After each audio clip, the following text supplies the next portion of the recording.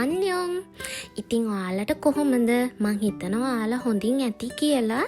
ඉතින් අදත් මගේ vlog එකට ඔයාලව ආදරෙන් පිළිගන්නවා. ඉතින් ළමයි අද මාත් එක්ක යන් සෝලෝ ඩේට් එකක්. සෝලෝ ඩේට් එකක් කිව්වට මේක මගේ බැංක් එකේ චූටි වැඩකුත් තියෙනවා. ඒකත් කරගෙන චුට්ටක් එළිය ඇවිදින්න කියලා හිතුවා. මොකද අපි සතිය දවස් 5ම කම්පැනි එකේ ඇතුලේ ඉර එළියක්වත් අපිට වැටෙන්නේ නැහැ.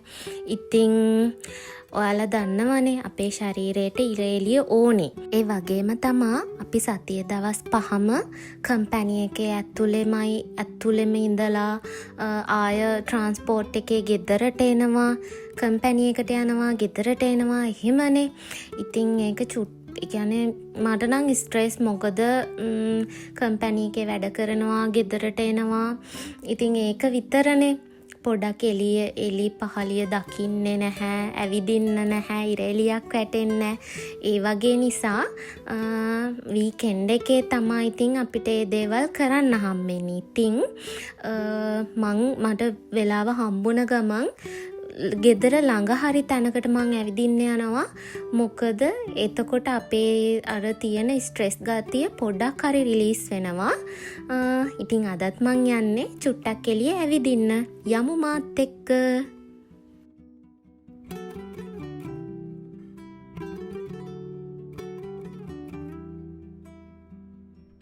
ළමයි මට කියන්න බැරි වුණ තව දෙයක් තියෙනවා. ඉතින් ඔයාලා වෙන රටකට එන්න කලින් ලංකාවේ ඔයාලේ අම්මලා තාත්තලත් එක්ක, සහෝදරයොත් එක්ක, නෑදෑයොත් එක්ක එකට ඉඳලා ඉතින් එක පාරටම වෙන රටකට ආවහම තනිකම කියන දේ දැනෙනවා ගොඩක්. ඒ වගේම තමා ඒක ගොඩක්ම දැනෙන්නේ වෙන රටකට ඇවිල්ලා තමන් වැඩ කරන්න හෝ ස්ටඩීස් වලට හෝ වෙන බිස්නස් වැඩකට හෝ වේවා එහෙම ඇවිල්ලා තනියම ජීවත් වෙන්න වෙනවා නම් තමා ඒක ගොඩක්ම දැනෙන්නේ.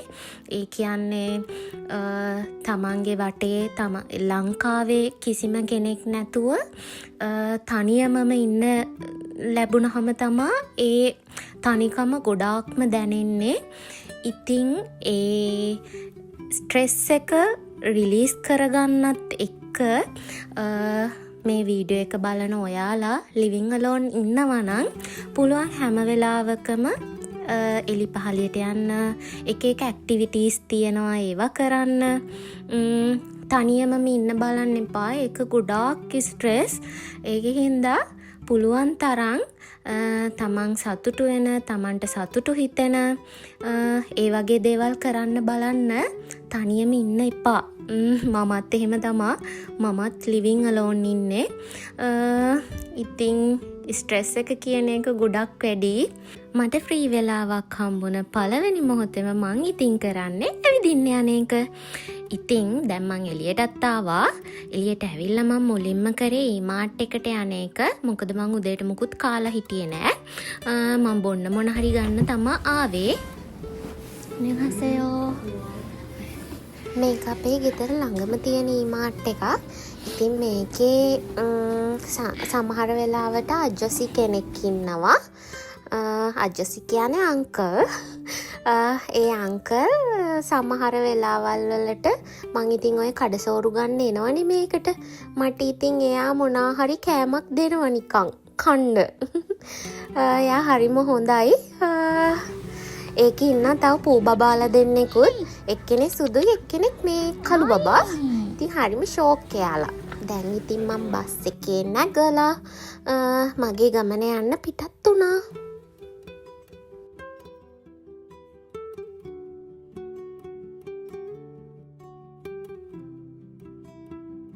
බස් එකෙන් බැස්ස ගමන් මම මුලින්ම ගියේ මගේ බැංක් එකේ වැඩේ කරගන්න.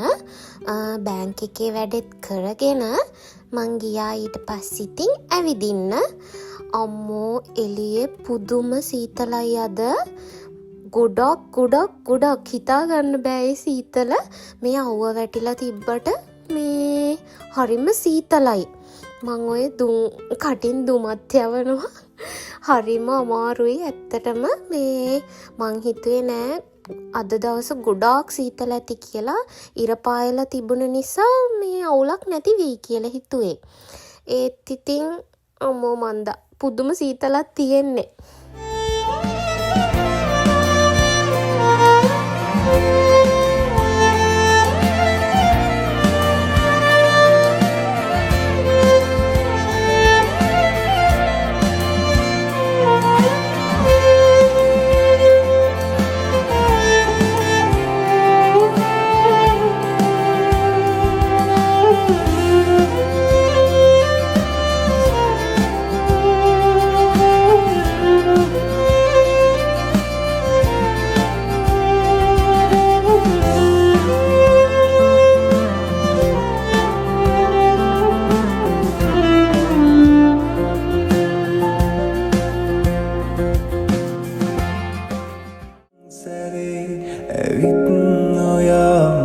කනට කුඳුරලා ගියා ඔයා මගේ වෙන කාගේවත් නොවේ කියා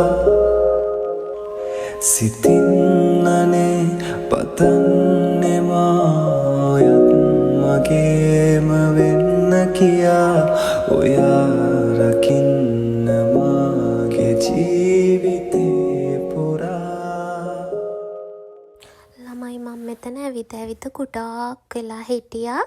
මේ පරිසරය හරීම නිදහස්, මාරම කාම වටපිටාවක් තියෙන්නේ.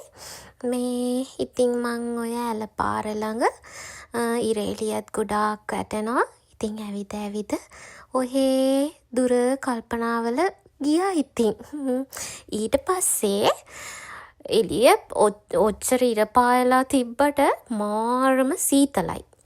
ඉතින් මං හිතුවා මොනා හරි දැන් උදේ ඉඳලා කාලා හිටියෙත් නෑනේ, ස්ටාර්බක්ස් එකට ගිහිල්ලා මොනා හරි කන්න. හොඳටම සීතලයි. ඒ වගේම හොඳටම බඩගිනේ. අපි යම් මොනා හරි කාලා මොනා හරි බොන්න.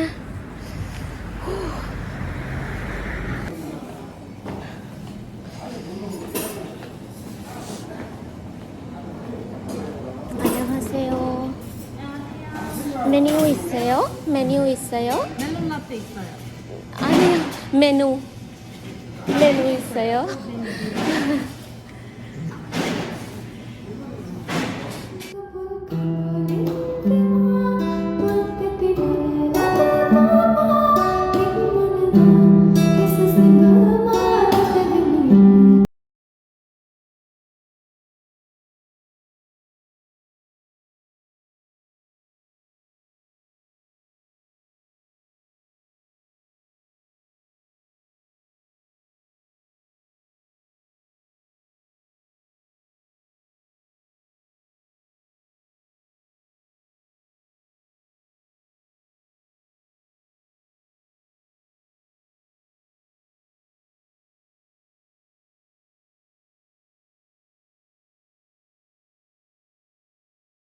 මං අච්චර එළියේ සීතලේ ඉඳලා ආවට මං ගත්තේ අයිස් මචා එකක්.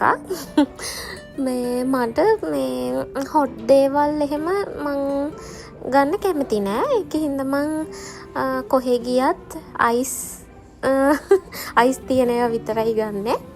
ඉතින් ඔයත් මචා ලව කෙනෙක්ද? මම නම් කොහෙ ගියත් මචා තමයි ගන්නෙ. ඉතින් මං වැඩිය ඇවිත්දේ නැහැ. කැෆේ එකෙන් එළියට ආවට පස්සේ හැමම බස් එකේ නැගලා ගෙදර යන්න පිටත් වුණා. ඉතින් ළමයි ඊළඟ වීඩියෝ එකෙන් හම්බෙනකන් ඔයාලා පරිස්සමට ඉන්න. ඒ වගේම මාව සබ්ස්ක්‍රයිබ් කරන්නත් අමතක කරන්න එපා. බයි.